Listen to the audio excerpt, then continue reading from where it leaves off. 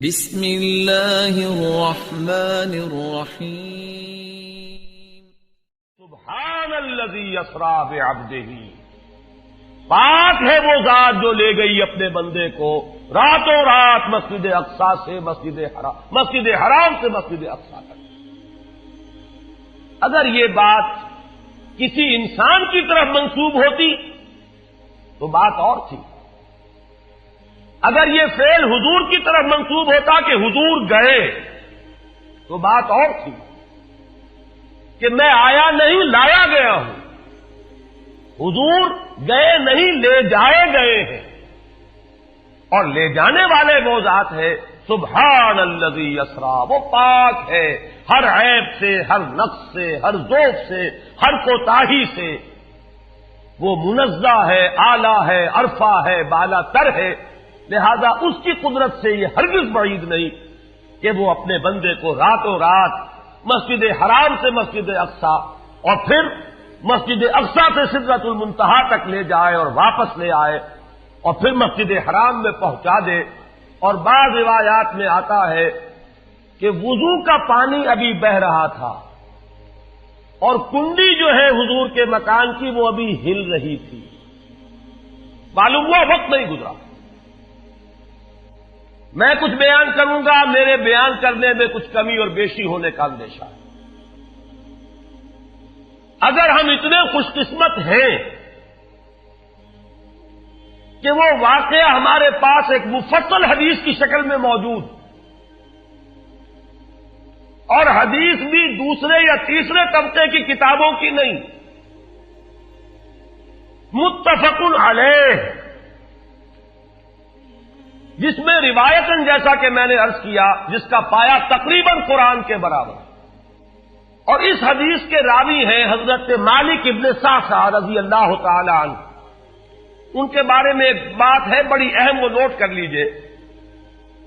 یہ انصاری صحابی ہیں، ان میں سے نہیں ہے کہ جنہیں حدیثیں بیان کرنے کا کوئی زیادہ شوق رہا ہو، یہ غالباً واحد حدیث ہے جو انہوں نے بیان کی، اور انہیں اس سے نہایت شغف تھا، نہایت محبت کے ساتھ انہوں نے اس کو محفوظ کیا تھا، اس کے ایک ایک لفظ کی حفاظت کی تھی۔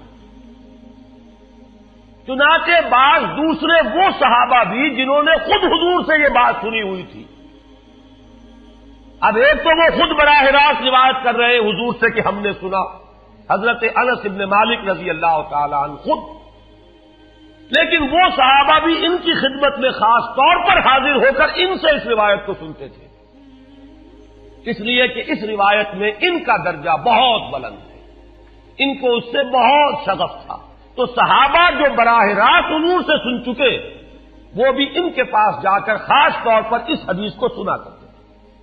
چنانچہ یہ روایت جو متفق علیہ ہے، یہ امام بخاری جو اس کو لائے ہیں عن قتادہ عن انس بن مالک عن مالک ابن صعصعہ رضی اللہ تعالی عنہم، حضرت انس ابن مالک سے روایت موجود ہے مسلم شریف میں براہ راست ان سے، لیکن یہ اس روایت کو بیان کر رہے ہیں حضرت مالک ابن صعصعہ رضی اللہ تعالی عنہ کے حوالے سے۔ روایت کیا ہے؟ ان النبی صلی اللہ علیہ وسلم حدثہم عن لیلۃ اسری بہ۔ اب دیکھیے یہ مرفوع حدیث ہو گئی، حضرت صعصعہ بیان فرما رہے ہیں کہ نبی اکرم صلی اللہ علیہ وسلم نے خود ہمیں سنایا، وہ حالات و واقعات سنائے جو اس رات کو پیش آئے جس رات کے انہیں لے جایا گیا۔ قال بینما انا فی الحطیم وربما قال فی الفجر، حضور فرماتے ہیں کہ میں اسی اثنا میں کہ میں حتیم میں تھا، اور ایک دوسری روایت میں الفاظ حجر آئے ہیں، وہ بھی کہتے ہیں اسی حصے کو، مضطجعا میں لیٹا ہوا تھا، اذ اتانی آتن کہ اچانک میرے پاس ایک آنے والا آیا۔ یہ آنے والے کون ہیں؟ حضرت جبرائیل، یہ بعد میں واضح ہو جائے گا۔ فشق ما بین ہذہ الی ہذہ، حضور نے اشارہ فرمایا، اس نے یہاں سے یہاں تک میرا سینہ چاک کیا، یعنی من طفرت نہرہ الی شعرتہ، یہ جو گڑھا ہے حلق کا گڑھا، یہاں سے لے کر تیرے ناک تک سینہ چاک کیا، فاستخرج قلبی، اور میرا دل نکالا، ثم اعطیت بطست من ذهب مملوء ایمانا فغسل قلبی، پھر ایک تشت لایا گیا سنہری جو ایمان سے مملوء تھا، بھرا ہوا تھا، تو پھر اس کے ذریعے سے میرے اس قلب کو، سینے کو دھویا گیا، ثم غسل ثم اعید، وفی روایت اس کے بعد اس کو لوٹا دیا گیا اور پھر وہ زخم بھی سی دیا گیا۔ ایک روایت میں آتا ہے ثم غسل البطن بماء زمزم ثم ملئ ایمانا وحکمتا، اسی طریقے سے پورے پیٹ کو بھی صاف کیا گیا ماء زمزم سے، اور اس میں بھی ایمان اور حکمت بھر دیے گئے۔ ثم اعطیت بدابۃ، پھر میرے پاس ایک چوپایا لایا گیا، دون البغل فوق الحمار، جو بغل یعنی خچر سے تو کچھ چھوٹا تھا، اور حمار یعنی گدھے سے کچھ بڑا تھا، اب یہ جو سفید تھا، یقال لہ البراق، جس کا نام براق ہے، وَيَدَعُ خَطْوَهُ عِنْدَ أَقْصَى طَرْفِهِ، اور اس کا ہر قدم اس کی حد نگاہ پر جا کر پڑتا تھا۔ فَعِلْتُ عَلَيْهِ، میں اس پر سوار ہوا، فَانْطَلَقَ بِي جِبْرَائیل، اب یہاں نام آ گیا، وہ آنے والے کون تھے؟ پھر چلے میرے ساتھ حضرت جبرائیل، حتی اتت السماء الدنیا، یہاں تک کہ وہ آسمان دنیا تک پہنچ گئے، جو پہلا آسمان۔ اب یہاں دیکھیے وہ روایت میں جو زمینی سفر کا درمیانی حصہ ہے وہ رہ گیا، دوسری روایات سے ہم اس کو جوڑ کر جمع کریں کہ پہلا زمینی سفر ہے، مسجد اقصیٰ تک پہنچے ہیں، وہاں جا کر روایت میں آتا ہے میں نے وہی اپنے اس خچر کو باندھا، براق کو، جہاں انبیاء باندھا کرتے تھے، اور پھر وہاں میں نے نماز ادا کی، بہت سے لوگ جمع ہوئے، میں منتظر تھا کہ کون نماز پڑھائے گا، کہ جبرائیل نے میرا ہاتھ پکڑ کر مجھے آگے کیا، میں نے نماز پڑھائی، اور پھر جبرائیل نے مجھے بتایا کہ یہ تمام انبیاء تھے جو اس دنیا میں مبعوث ہوئے ہیں، اور آج آپ نے ان سب کی امامت کی۔ یہاں سے پھر شروع ہوا ہے وہ دوسرا سفر، لیکن جب پہلے آسمان تک پہنچے، فاستفتح، انہوں نے دستک دی، کھلوانا چاہا، قیل من ھذا، پوچھا گیا کون ہے؟ قال جبرائیل، انہوں نے جواب دیا جبرائیل۔ قیل ومن معک، پوچھا گیا کہ آپ کے ساتھ کون ہے؟ دیکھیے یہاں ذہن میں رکھیے گا، اس امکان کو کوئی شخص مسترد نہیں کر سکتا کہ ان ملائکہ کے علم میں ہو، لیکن پھر بھی پوچھ رہے ہیں، قانون قانون ہے، دروازے پر دستک دینی ہوگی، آئیڈینٹی ڈسکلوز کرنی ہوگی، چاہے علم میں ہو۔ جج جو ہے وہ اپنے علم کی بنیاد پر فیصلہ کبھی نہیں دے گا، وہ تو مقدمے کی سماعت ہوگی، شہادتوں کی بنیاد پر فیصلہ ہوگا۔ ذاتی علم کی بنیاد پر کرنا ہے تو وہ خود کسی اور عدالت میں اس مقدمے کو منتقل کرے اور وہاں گواہ کی حیثیت سے پیش ہو، تو قانون قانون ہے۔ پوچھا گیا آپ کے ساتھ کون ہے؟ قال محمد صلی اللہ علیہ وسلم۔ قیل وقد ارسل الیہ، پوچھا گیا کیا انہیں بلایا گیا ہے؟ قال نعم، انہوں نے فرمایا ہاں۔ قیل مرحبا بہ فنعم المجیء جاء ففتح فلما خلصت، اس کے بعد کہا گیا مرحبا ان کے لیے، تہنیت ہے، مبارکباد ہے، خوش آمدید ہے، کیا ہی اچھے ہیں وہ جو لائے گئے ہیں۔ پھر وہ سمائے دنیا جو ہے اس کا دروازہ کھولا گیا، میں اس میں داخل ہوا، فاذا فیہا آدم، میں نے دیکھا وہاں حضرت آدم تشریف فرما ہے۔ فقال ھذا ابوک، جبرائیل نے کہا یہ آپ کے جد امجد ہیں، فسلم علیہ، ان کو سلام کیجئے، فسلمت علیہ، میں نے انہیں سلام کہا، فرد السلام، انہوں نے سلام کا جواب دیا، ثم قال مرحبا بالابن الصالح والنبی الصالح، خوش آمدید ہے، مرحبا ہے صالح بیٹے اور صالح نبی پر۔ ثم صعد بی، پھر مجھے اور اٹھایا گیا، حتی اتی السماء الثانیۃ، یہاں تک کہ جبرائیل پہنچ گئے دوسرے آسمان تک۔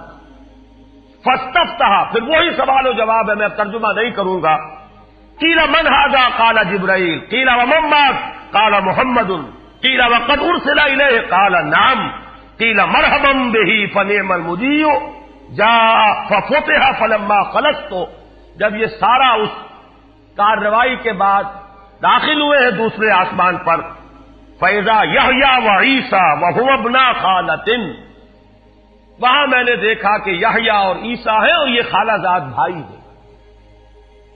قَالَ هَٰذَا يَحْيَىٰ وَهَٰذَا عِيسَىٰ فَسَلِّمْ عَلَيْهِمَا فَسَلَّمْتُ فَرَدَّا ثُمَّ قَالَ مَرْحَبًا بِالْأَخِ الصَّالِحِ وَالنَّبِيِّ الصَّالِحِ، انہوں نے بھی کہا خوش آمدید اور مرحبا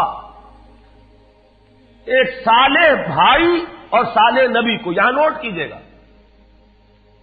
حضرت عیسیٰ اور حضرت یحییٰ یہ بنی اسرائیل میں سے، لہذا حضور کو اپنا بیٹا نہیں کہہ سکتے، بھائی کہہ رہے ہیں۔ آدم جد امجد ہیں، انہوں نے بیٹا کہا ہے، مرحبا بابن الصالح والنبی الصالح، وہ نبی تو ہے، سب کہیں گے نبی، لیکن کوئی بھائی کہے گا، کوئی بیٹا کہے گا، ابراہیم بیٹا کہیں گے، موسیٰ وہ بھائی کہیں گے، جن کی نسل سے آپ نہیں ہیں، وہ جو براہ راست نسل چلی آ رہی ہے اس میں جو ذکر کرے گا وہ بیٹے کے لفظ سے کرے گا۔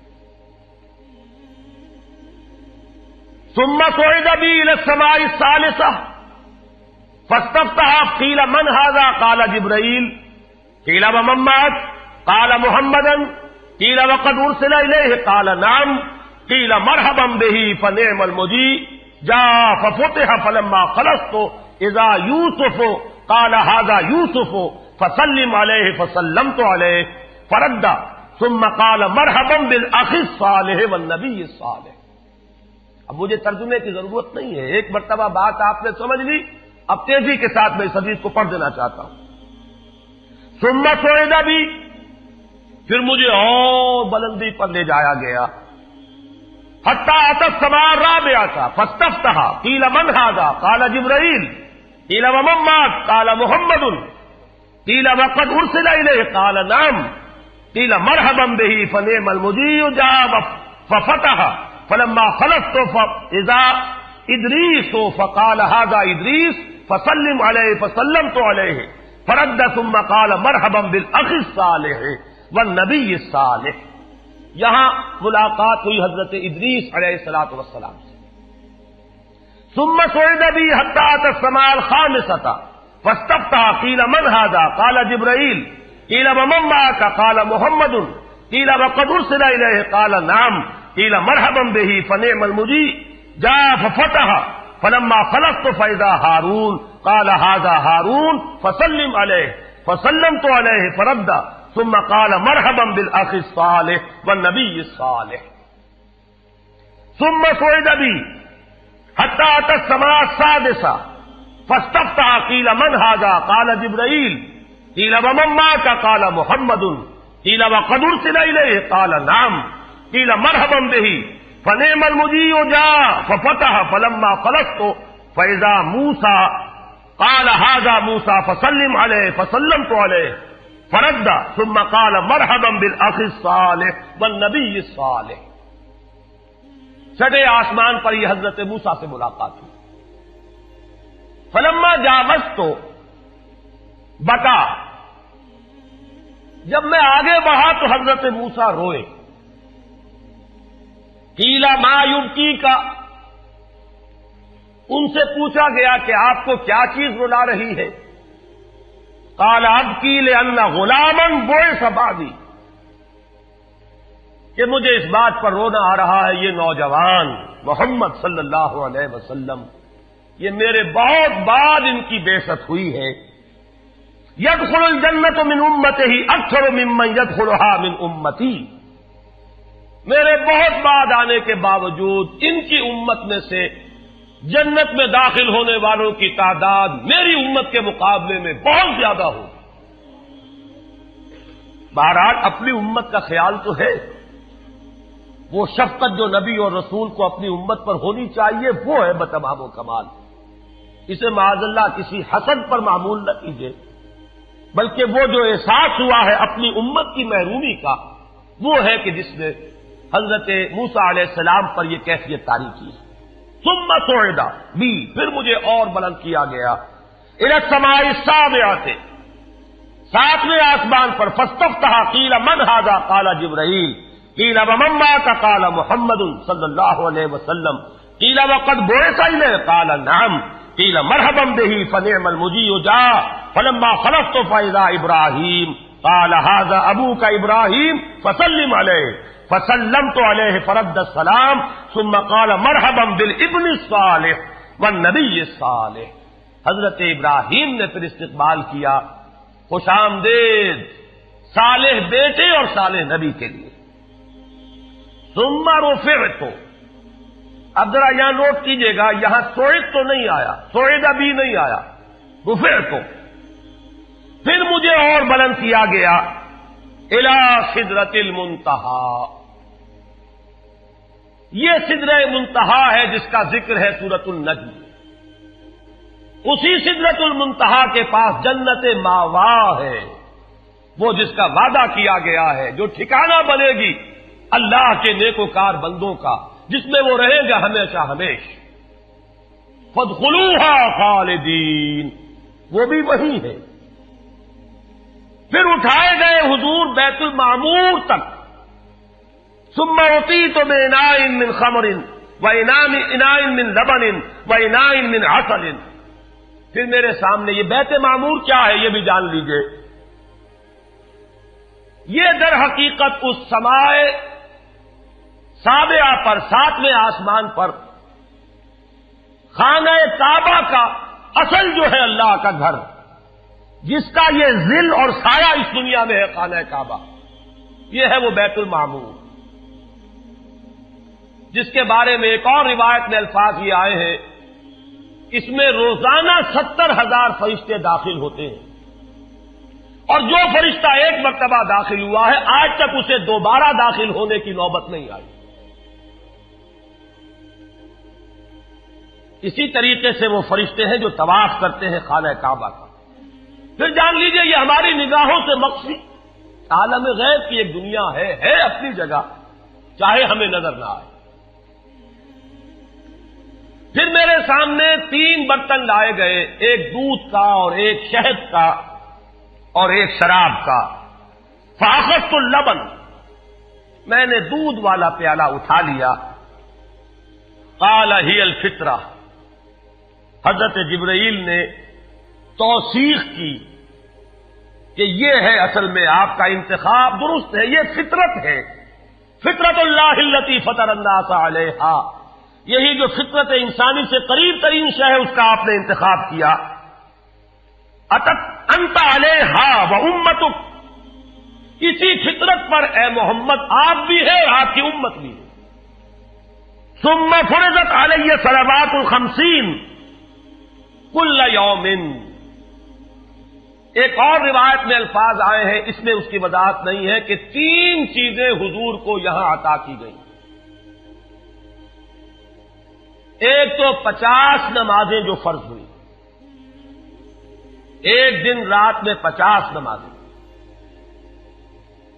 اور ایک سورہ بقرہ کی آخری 2 آیات جو تحفہ اللہ نے دیا محمد کو امت کے لیے صلی اللہ علیہ وسلم. آمن الرسول بما انزل الیہ من ربہ والمؤمنون کل آمن باللہ وملائکتہ وکتبہ ورسلہ. یہاں سے لے کر آخر تک فانصرنا علی القوم الکافرین تک یہ 2 آیات یہ جنت کے خزانوں میں سے 2 خزانے ہیں جو شب معراج کو عطا ہوئے ہیں محمد الرسول اللہ کو بطور تحفہ امت کے لیے.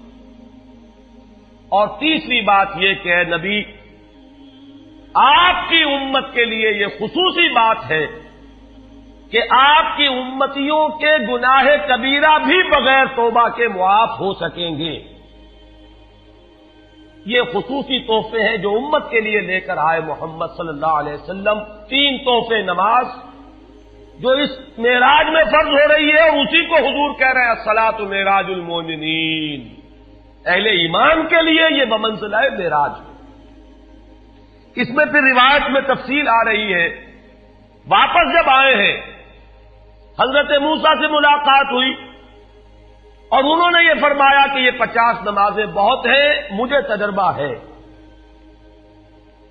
تمہاری امت اس کا تحمل نہ کر سکے گی, واپس جاؤ درخواست کرو کم کرواؤ. حضور گئے, 10 نمازیں اس میں معاف ہوئی, 40 ہوئی. پھر یہی بات ہوئی, پھر بھیجا حضرت موسیٰ نے, پھر 30 ہوئی, پھر 20 ہوئی, چوتھی مرتبہ پھر وہ 10 اور پھر 5 رہ گئیں. اس پر بھی حضرت موسیٰ نے یہ کہا اب بھی جاؤ یہ بھی بھاری ہے. حضور نے فرمایا مجھے شرم آتی ہے, میں اتنی مرتبہ جا چکا ہوں, مزید اب جانے سے حیا محسوس کر رہا ہوں. تو ندا آئی کہ یہ 5 ہی 50 کے برابر ہیں. ہمارے ہاں قول بدلا نہیں جاتا. یہ 5 جو ہے در حقیقت یہ قائم مقام ہے ان 50 کے کہ جو اول ہم نے فرض کی تھی. یہ 50 ہی شمار ہوں گی اگر ان کا انسان ان پر مداومت اختیار کر لے. میں آخری جملہ آپ کو اس کا سنا دیتا ہوں.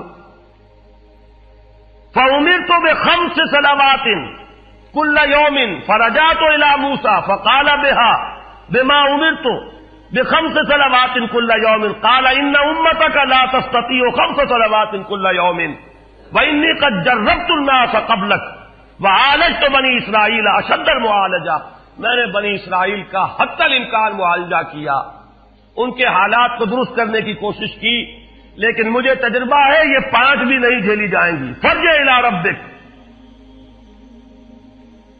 فَاسْأَلْهُ التَّخْفِيفَ, مزید تخفیف چاہیے لِأُمَّتِكَ قَالَ سَأَلْتُ رَبِّي حَتَّىٰ اسْتَحْيَيْتُ وَلَٰكِنِّي أَرْضَىٰ وَأُسِلُّمُ قَالَ فَلَمَّا جَاوَزْتُ نَادَىٰ مُنَادٍ ابزیت فریدتی وخففت عن عبادی. متفق علیہ.